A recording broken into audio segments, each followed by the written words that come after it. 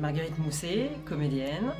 J'ai la chance d'interpréter Julie de Lespinasse dans une pièce de Jean-Claude Briseville, L'Antichambre. Est-il donc interdit de s'indigner du mal qui se fait en ce monde ?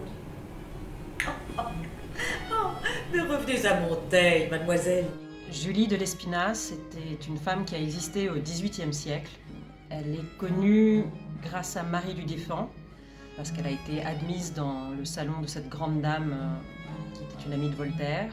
10 ans après, elle a ouvert son propre salon et elle a aidé des gens comme d'Alembert et elle a été la grande amie de Diderot. C'est la raison pour laquelle elle est connue aujourd'hui. Elle a été cette égérie. Julie, au début de la pièce, c'est une provinciale qui était destinée au couvent, puisqu'elle n'était pas légitime.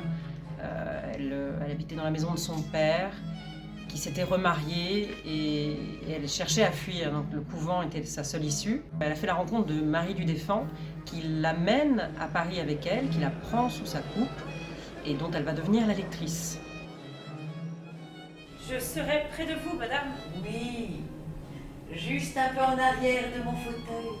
C'est comme ça qu'elle va apprendre à se tenir, à voir comment Paris fonctionne, comment les salons fonctionnent. Et les salons à l'époque, c'était un endroit très très particulier, c'était là où se faisait tout. Toute la diplomatie, et d'autant plus au XVIIIe siècle où les femmes ont joué ce rôle d'éminence grise. Et Julie, donc à ce moment-là, découvre ce Paris avec des gens formidables qui pensent, qui osent critiquer le régime, ou en tout cas avoir des vues, je dirais, plus révolutionnaires, ce qui la séduit énormément. Julie, c'est la jeunesse, c'est la passion que rejette de plus en plus Marie du Défend. Julie va arriver dans ce milieu et va être obligée de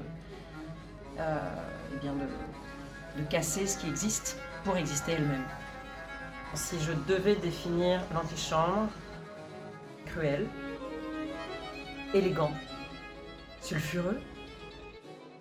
Alors on vous attend nombreux au Théâtre des Gémeaux dans le 20e à Paris, du 7 février au 30 avril,